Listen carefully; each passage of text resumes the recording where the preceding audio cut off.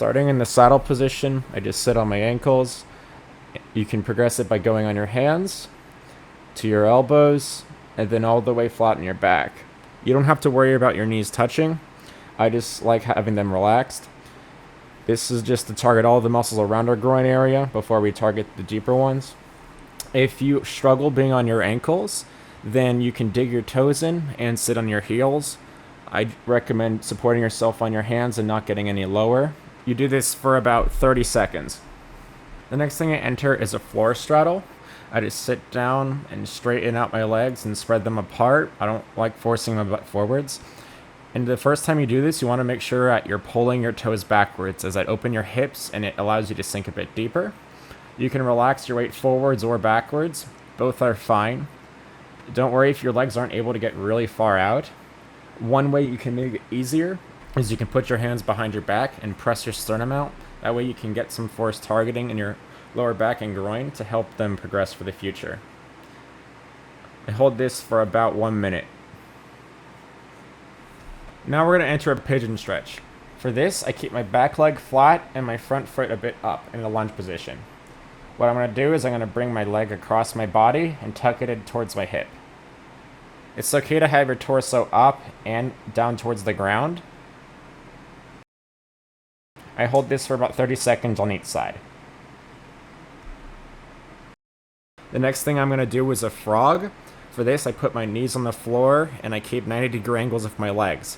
It's okay if you can't bring your hips all the way to the floor. You can just hold up your body weight with your arms. If you want to sink even deeper, what you can do is a diamond frog, where you just bring your feet together, which opens your hips and allows you to sink even further down. If you're able to go all the way into a frog, something you can do are frog raises, where you raise your feet holding the frog position. I hold this for about 30 seconds. Now we're going to do a modified frog. With this, we enter the same position we did before, but straighten out one leg and try to press it out as far as we can comfortably. Make sure to hold your weight up, and you can shift your weight towards the front leg if you want to make it slightly easier, or towards your back leg if you want to make it slightly harder. Hold this for about 30 seconds on each side. The next, I'm going to get against the wall to do a wall straddle. This, I put my butt close to the wall. It doesn't have to be touching. I'm going to have my feet straight up and just let gravity do its thing and pull my legs down.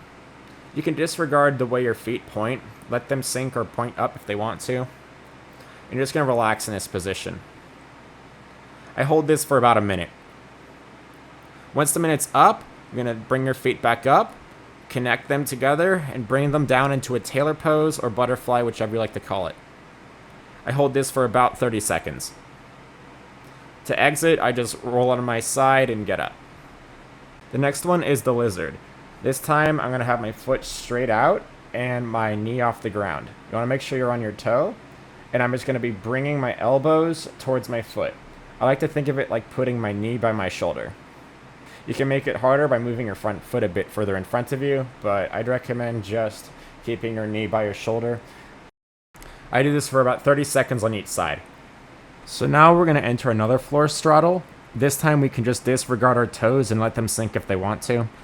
The same concept of everything we just did just applies. So we're just relaxing in this position for a minute. The next one is going to have some wide hips. I'm going to have my hands supinated behind my back. Have both of my feet and ankles and hips making 90-degree angles everywhere. And what I'm going to do is just rotate them to the opposite side, back and forth.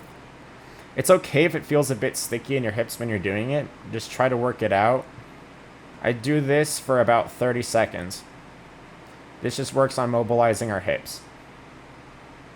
Now the final thing I do are vertical shins. For this, I'm going to put my knee about 6 inches from the wall. Make sure everything is straight, my torso is up and tall, and my hips are in line.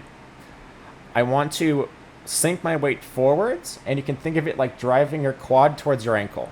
I just like to do a test run and see if that feels okay, and I can adjust afterwards. You can make it easier by having your knee further from the wall and your front foot closer to you, and you can make it harder by moving your front foot further away and your knee closer to the wall. You're going to hold this for a minute on each leg and make sure you ease into that max range of motion. If the pain is ever too much, you can always raise your body up back against the wall. An important thing to remember is to make sure your hips are closed, not open. You don't want to build any imbalances.